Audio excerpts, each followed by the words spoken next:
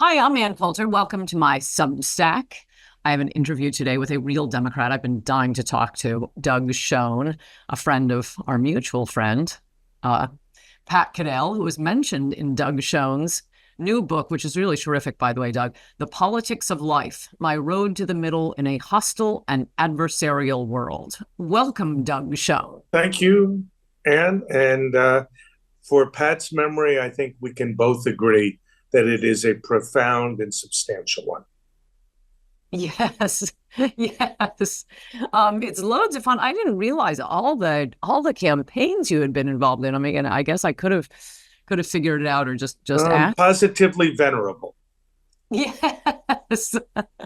Yes, and it's really interesting for any political junkies. Also, I you do have a very good analysis, which I'm going to have you apply to this current election. But a few things I wanted to mention from the Please. book before I get to my many election questions.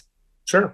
Um, wow, I had forgotten if I ever knew that you and Pat Cadell advised Barack Obama not to run for a second term, and Yes, specifically because he was being way too friendly to the lunatics with Occupy Wall Street.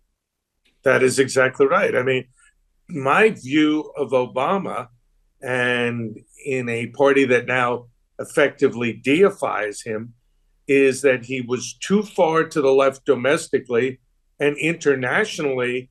If Donald Trump was and has been considered too friendly to Vladimir Putin, 7 phone calls, whatever happened in those calls, um, Obama was on tape in 2011 or 12, if I remember correctly, saying to Medvedev, the then, I think, prime minister, tell Vladimir I can be more flexible in the second term. And sure enough, the invasion of Crimea was shortly thereafter. So I did not think that Obama represented our best interests globally or domestically. Pat agreed.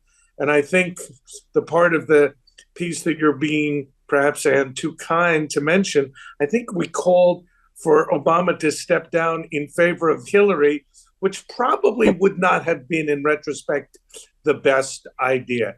If I had it to do all over again, in fact, at the time, I ended up voting, even though I am a real Democrat and proudly so still, though in an ideological minority, I did vote for Mitt Romney because he better represented my views in that election. Yeah, man, Romney was a great candidate. Um, I wish he hadn't become such a little snip about not so much Trump, but the Trump movement. I mean, Romney was the best on immigration until Trump came along. Um, anyway, it was also very interesting. I did not know you had written your thesis on Enoch Powell I did. in I guess you were in Oxford at the time. I was.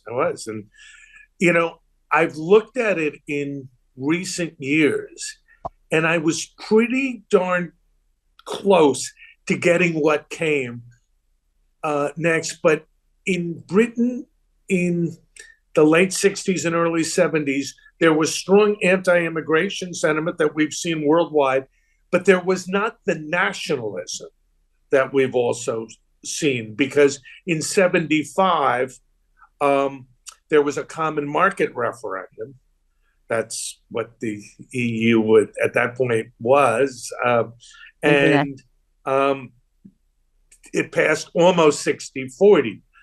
British nationalism grew out of the frustration of the British people, which I think was understandable, not only with immigration, but a sense that Europe was systematically taking advantage of the people of the United Kingdom. Yes, yes, you're one of the rare old style Democrats. I mean, that was a really great article about you and Mark Penn in the New York Times a Well, couple thank of you. You're being months ago. unduly and unnecessarily kind, but we appreciate it collectively, and I do individually. No, that's what got it into my head. Oh my gosh, I do know a Democrat. You do, of course. um, but the way it described you, I really liked the article, and I wanted to ask you what has happened to those Democrats wow, it's a dying breed. I mean, it's funny because you guys came in to advise Clinton to appeal to the two kinds of swing voters, the soccer moms, the affluent college That's educated right. lady, and then basically the MAGA base, the working class. Um, and it's funny because I see the Clinton era as the moment when the Democratic Party flipped from being the party of the working class to being the party of Wall Street and the fancy people. I think there's a lot of truth to that. There was two things that happened. First, there was a reaction against what Penn and I were doing from the left, which continues to this day with great zeal and vigor. That's number one. And number two, and by running a corporate style campaign where we appealed broadly, we consciously made an effort to bring the business community and Wall Street in. And I guess the way I would put it is they never left. Right. And so, but the working class unfortunately did, because the party, as you've seen with the ads that Kamala Harris and her related super PACs are running, are all about redistribution. He's a billionaire, he's rich, she's going to tax him, and she's going to give you a tax break, basically redistribution. And there's almost nothing in her ads about any sort of policy prescriptions, which is what in the Clinton era, 20 odd, 25 years ago or thereabouts or more, we were talking about.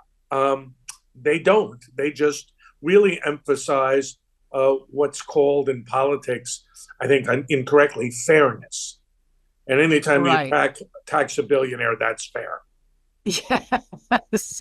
Yes. Well, I wish your brand of politics, um, well, I mean, I guess we'll see in this election, but I wish it were more viable than it may be. There were, as the New York Times article sort of elided over this, demographic changes.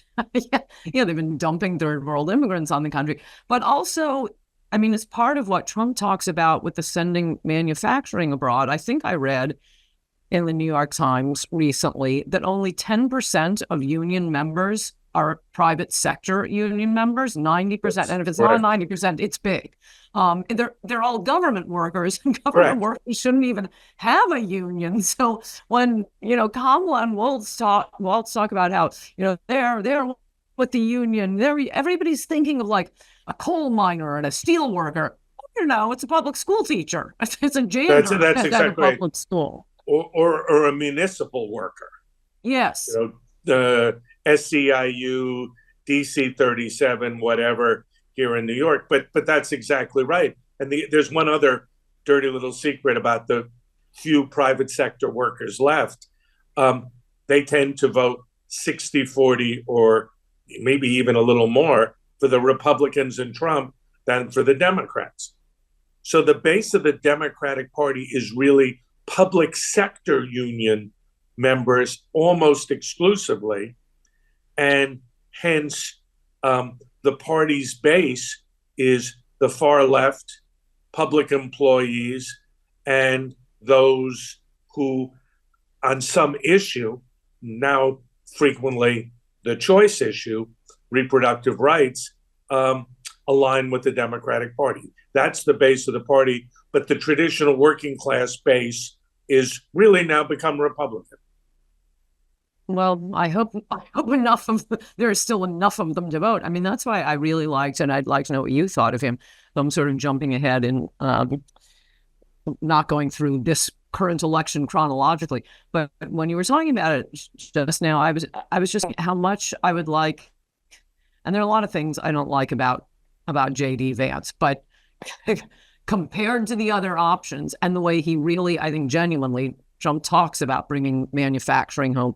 I think J.D. Vance really wants to, and he made some really good arguments for doing so, not only for the environment, but it would just make the country a better country. If I think the working class would prefer to have jobs than handouts, but what the Democrat Party is offering, and now increasingly, unfortunately, the Republican Party with their no tax on tips and the child tax credit, would you drop the handouts and just give them jobs? That would Well, really do the country a great favor. And one of the problems with the Clinton philosophy, as it played out, is that free trade basically meant jobs leave. And Yes. we have had no emphasis, whether it be from the left or the right, on incentivizing jobs to come back to the United States. There have been, and now we're talking tariffs.